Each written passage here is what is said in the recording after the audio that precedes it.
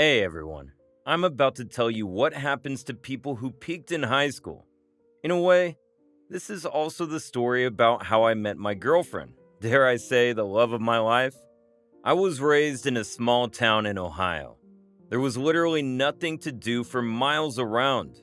My parents were both born there, as were their parents. From a young age, I realized that it wasn't going to be the life for me. I found my passion in design and wanted to work in one of the large ad agencies in New York. Obviously, that dream didn't have a lot of takers in my town, and everyone considered me the weird artsy kid. I had like one friend, a dude named Fred. I called him Fudge because he loved chocolate. Fudge and I were everyone's favorites to pick on. That was the case through middle school. When we both got into high school, we thought it would be business as usual. Running from bullies, hiding our lunch money. But a girl from another town transferred to our school, and everyone was smitten by her. The guys all thought she was super cute, and all the girls wanted her to join their cliques. But she was different. She was from the city, and had a lovely, open-minded nature. Against all odds, she became friends with me and Fudge, just because of our love of Pokemon. I remember when Fudge and I were trading Pokemon on our Game Boy, and she joined us. Whoa, you guys have the Game Boy Advance? I've been saving up for one. I played Red on my Game Boy. Yeah, David here has almost finished the Pokédex. That was the first conversation we had, and it led to a friendship that lasted almost throughout the entirety of high school. During this time, I also developed a bit of a crush on Rebecca. I think Fudge did too.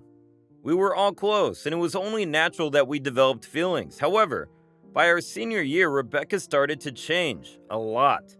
I guess she was influenced by the people around her, especially our classmates. They all thought that she was better than us, and make her choose between hanging out with us or with the popular kids. For example, if she got invited to a party, they would tell her not to bring those two weirdos, being me and Fudge. At the same time, the common activities that held us together also got rarer and rarer. She stopped playing games and got into cheerleading. We used to go to Comic-Cons together at first, but then that stopped too. The death blow for our friendship was when Steve, our high school bully, suddenly took interest in her. That guy was the most stereotypical jock you could think of. Emotional intelligence? Zilch. But muscles? Yeah, he had those. Steve was the star linebacker of our high school and had a large circle of friends. Fudge and I both hated Steve, and the feeling was mutual. He would go out of his way to bully us for not fitting in. It didn't help that Fudge and I were both academically gifted too, while Steve was held back twice. He resented us for being smart, and I guess we were also jealous of his popularity. It was obvious to us that Rebecca liked Steve too, and both of us had gotten over that period of puppy love that we had. However, the friendship between us three was still really important. While the two of us tried to change our perspective on Steve and fit him into our dynamic, it didn't work out. Not for lack of trying though.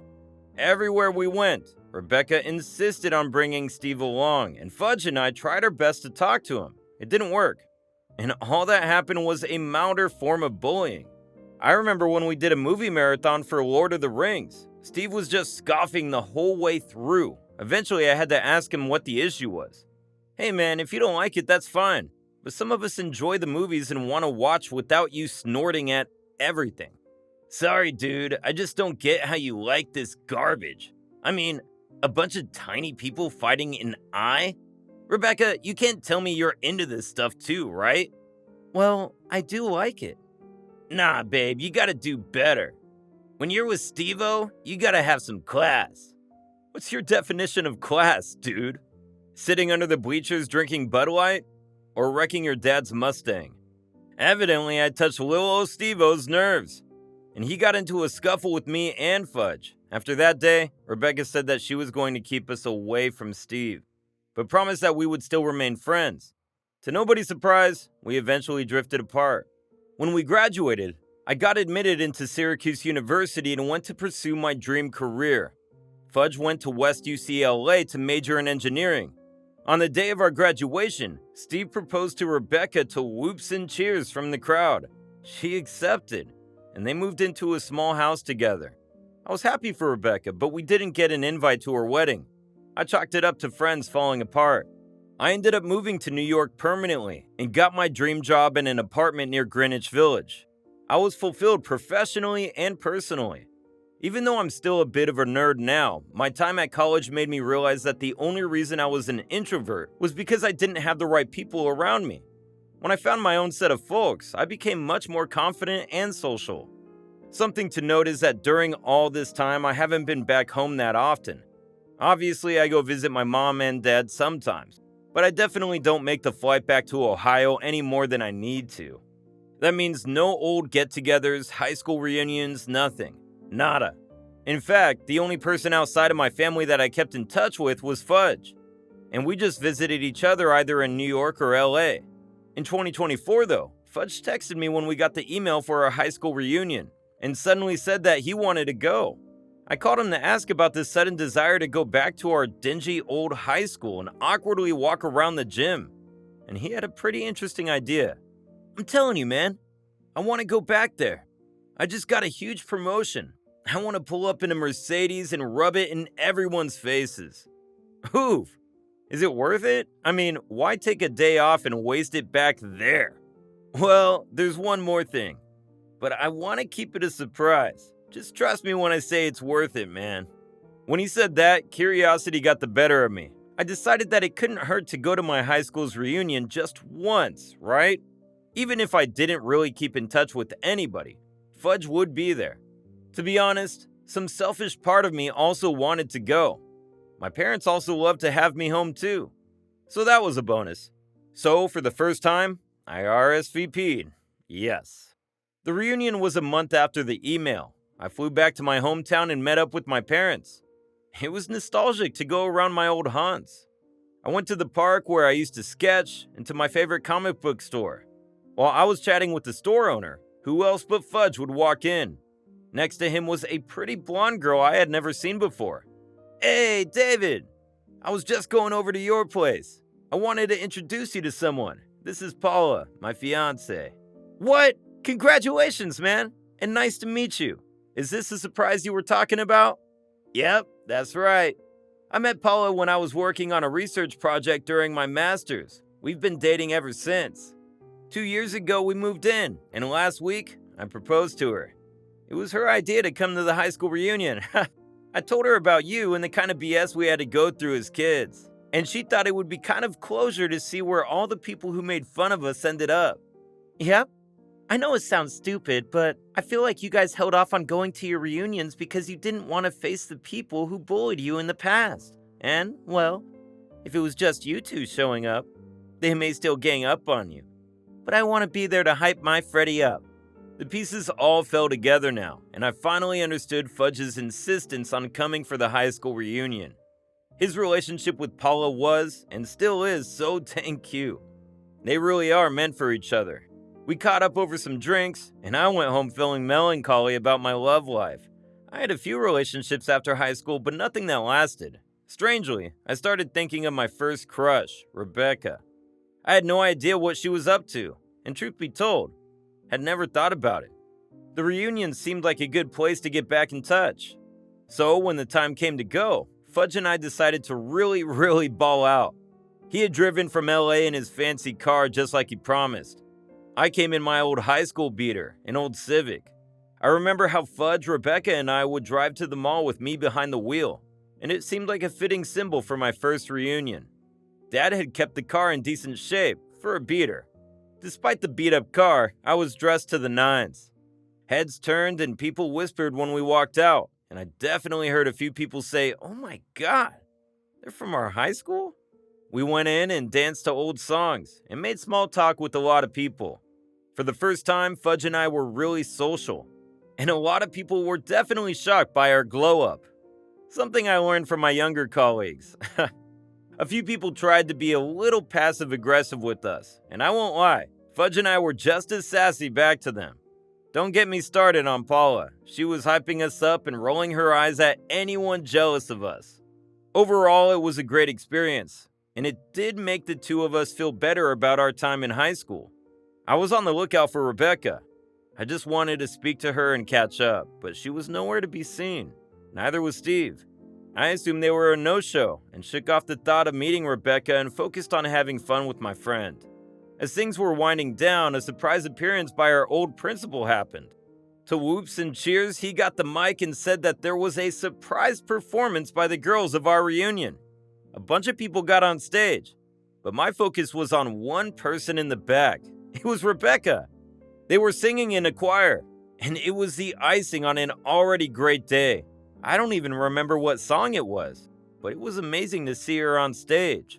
I wanted to walk up to Rebecca after the song and introduce myself, but something stopped me in my tracks. Somehow, I wasn't able to muster the courage. In the moment, I think I realized that my feelings for Rebecca were all rushing back and were much stronger than I thought. It all got a little overwhelming, and I decided to head back home without telling anyone. Fudge was with his fiancée, and I slipped out to my old car. I guess I must have zoned out for a few minutes because the next thing I remembered, someone was tapping on my car window. To my surprise, it was Rebecca.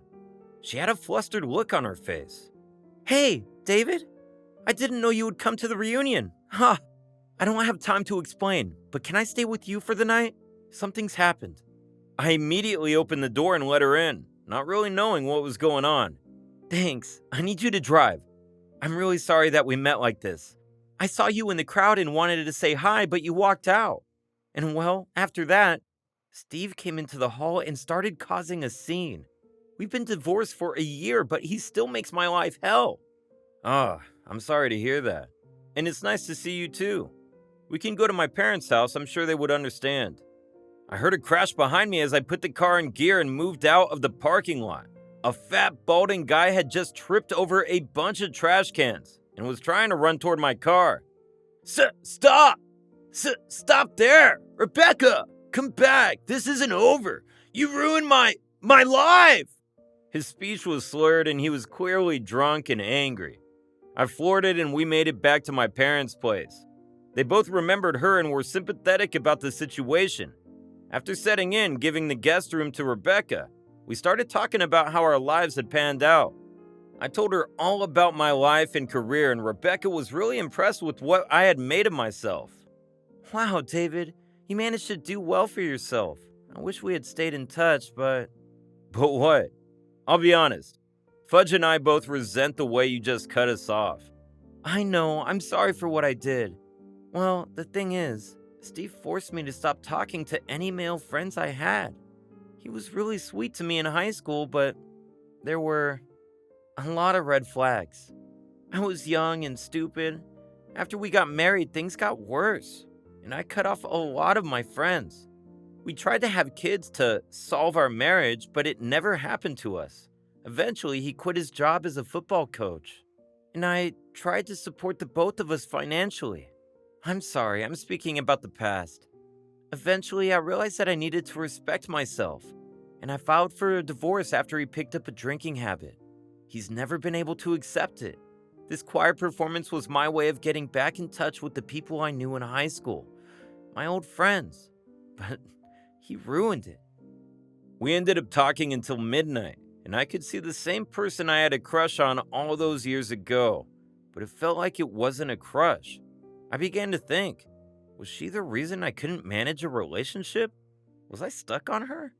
In the conversations that took place that night, it felt like we had grown as people, but had a kind of spark between us. She seemed to feel the same too.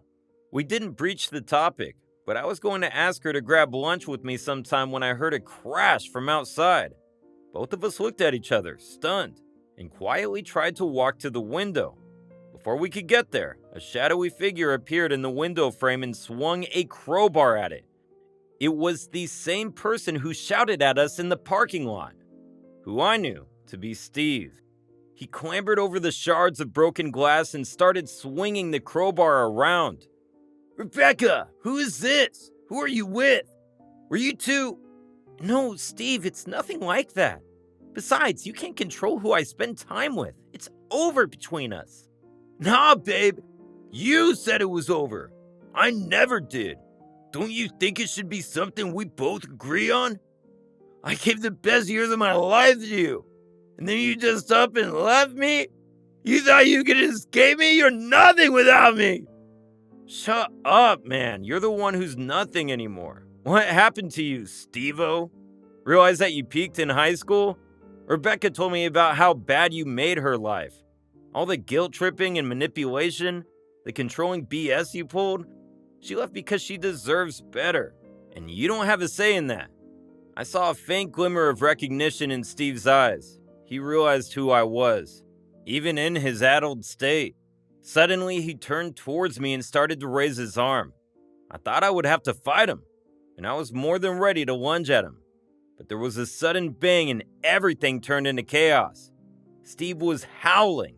Rebecca was screaming, and my dad was standing at the top of the stairs with a BB gun. Everything was a whirlwind after that, but here's the long story short. Dad woke up to us shouting downstairs and thought there was an intruder. For some reason, he grabbed the BB gun he used for vermin, told Mom to call the cops, and came downstairs. Just as he got down, he saw Steve trying to smack my head in. I guess his paternal instincts kicked in, and he popped off a shot. It hit Steve smack in his thigh and stopped him in his tracks. After that, the cops came, and Steve was hauled off to the hospital. We had the option of pressing charges, but decided against it. However, Rebecca did decide to file for a restraining order because Steve's actions were way out of line. I decided to extend my stay back home for a little while after that. Interestingly, so did Fudge. For the next few weeks, the three of us, plus Paula, started to hang out together. It felt just like old times, and I could see Rebecca coming back to life. She told us that she was planning on starting an online food business, selling cookies. I tried out some of her products and they were delicious. With my artsy side, Fudge's technical knowledge, and Rebecca's cooking chops, an idea was born. We started a small online business, and at the same time, I asked Rebecca if she would be interested in going out on a date with me. However, there was one spanner in the works. I would eventually go back to New York. At the time, we realized that we both had feelings for each other. It wasn't going to work out. I left for New York, and Rebecca and I kept in touch.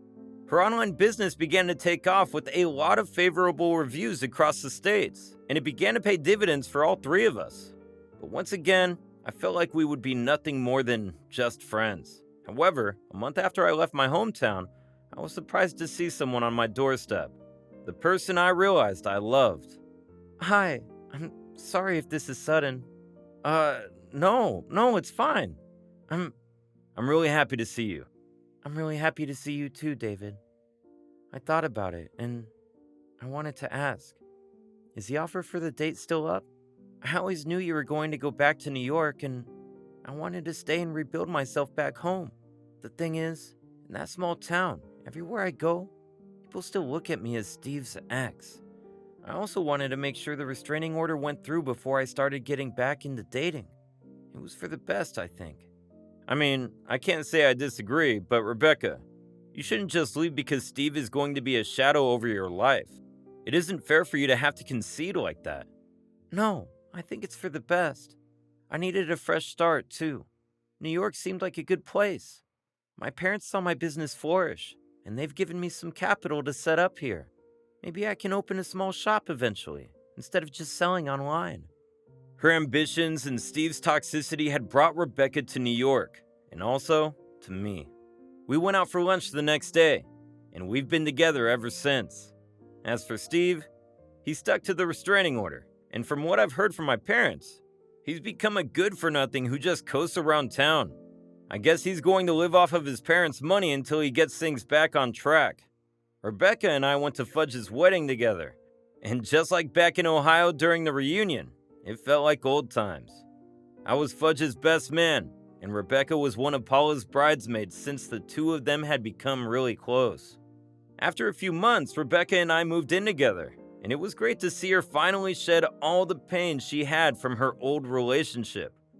The two of us also spoke a lot about what happened in high school.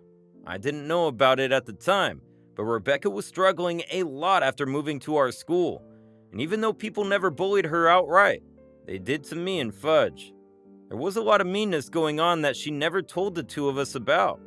Honestly, small towns in our area can be a bit rough if you don't fit in. At the same time, I feel blessed to have taken the leap and faced my past. If your life revolves around putting others down, you'll end up like Steve, and that's what I've learned.